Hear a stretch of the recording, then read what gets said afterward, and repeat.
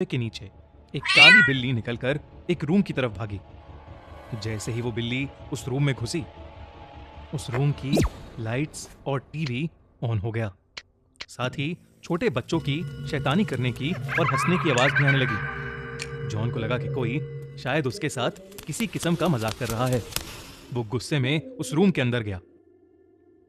वहां दो छोटी सी लड़कियां बैठी थीं। वो दोनों वहां बेड पर बैठे बैठे जॉन को अजीब तरीके से घूरे जा रही थीं।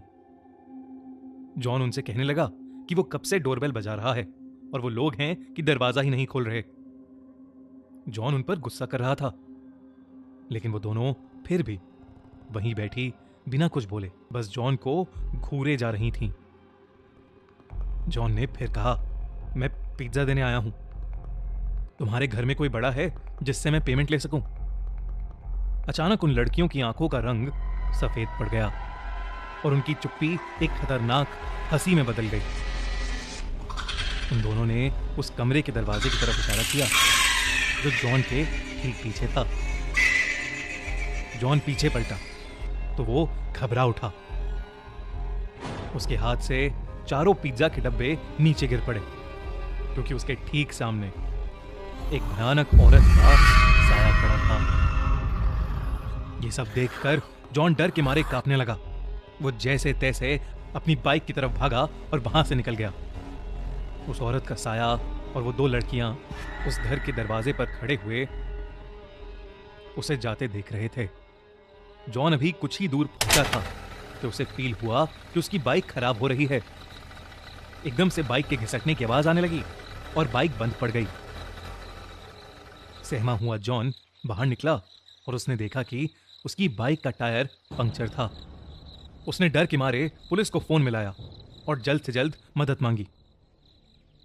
वो आसपास देखने लगा और अचानक ही उसकी नजर बाइक के रियर व्यू मिरर पर पड़ी, जिसे देखकर उसके पैरों तले जमीन खिसक गई। बाइक के पीछे उस औरत का साया और वो दो बच्ची खड़ी थीं। वो तीनों धीरे धीरे जॉन की तरफ जा रहे थे। जॉन हड़बड़ा के बाइक वहीं छोड़कर जंगल की तरफ दौड़ने लगा। दौड़ते दौड़ते वो बहुत थक गया और एक बड़े से पेड़ के पीछे जाकर छुप गया। वो बस अपनी जान के लिए दुआएं मांगने लगा कि कुछ ही देर में उसे दूर से पुलिस सायरन की आवाज आई और उसने अपनी बची हुई हिम्मत लगाकर अपनी बाइक के पास वापस दौड़ना शुरू कर दिया। वो वापस अपनी बाइक तक पहुंचा तो उसने देखा कि पुलिस उसकी बाइक की इन्वेस्टिगेशन कर रही थी। उसने पुलिस को सब कुछ बताया और उन्हें उस घर तक ले गया। पुलिस ने उस घर के अंदर जाकर जांच पड़ताल की, लेकिन उन्हें एक जंगली बिल्ली के अलावा उस घर में कोई नहीं मिला। अगली सुबह जॉन को यह पता चला कि वो घर पिछले 3 सालों से खाली पड़ा है। और तो और 3 साल पहले उस घर में एक औरत और उसकी 2 छोटी बेटियां रहती थीं, जिनका एक रोज अचानक मर्डर हो गया था। ये जानकर जॉन के होश उड़ गए।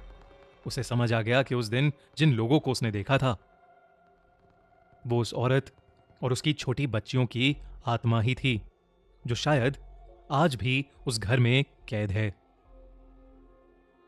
मगर उसे कभी यह समझ नहीं आया कि वो फोन आखिर किसने किया था। इस हादसे के बाद जॉन ने पिज्जा डिलीवरी की नौकरी छोड़ दी, लेकिन वो जब भी वो हादसा याद करता है तो बुरी तरह कांप उठता है।